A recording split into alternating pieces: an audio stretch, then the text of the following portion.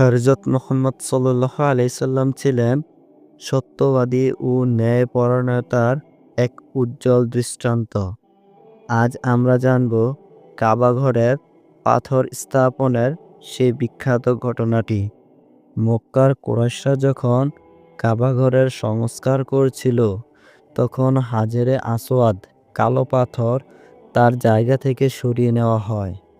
কিন্তু যখন সেটি পুনরায় স্থাপন করার সময় এলো, তখন কুরাইশ গোত্রগুলোর মধ্যে বিতর্ক শুরু হয়ে গেল। প্রতিটি গোত্রই চাচ্ছিল এই পবিত্র পাথর স্থাপনের সম্মান তারাই পাক।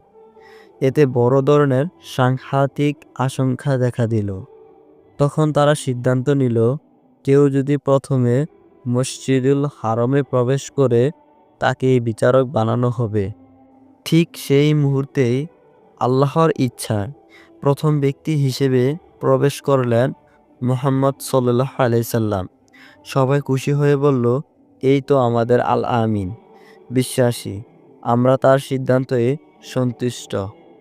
নবীজি সাল্লাল্লাহু আলাইহি সাল্লাম বিচারক হিসেবে এমন এক সমাধান দিলেন যা সকলের জন্য ন্যায়সঙ্গত ছিল। তিনি একটি বড় চাদর আনিয়ে দিলেন এবং হাজরে আসওয়াদ তাতে রেখে দিলেন।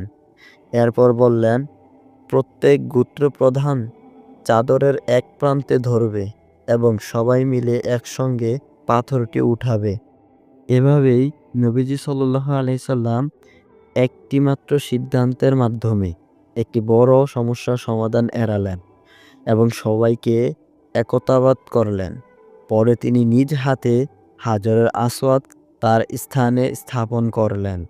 নবীজির এই বুদ্ধিমত্তা ও ন্যায়পরায়ণতা আমাদের শেখায়, সংকটের সময় কেবল শক্তি নয়, বুদ্ধি ও সততা সত্যিকারের সমাধান নিয়ে আসে। বন্ধুরা, ভিডিওটি কেমন লেগেছে অবশ্যই কমেন্ট করে জানাবেন। ভিডিওটি ভালো লেগে থাকলে লাইক করুন এবং সাবস্ক্রাইব করে পাশে থাকুন নতুন এরকম আরও ভিডিও পেতে।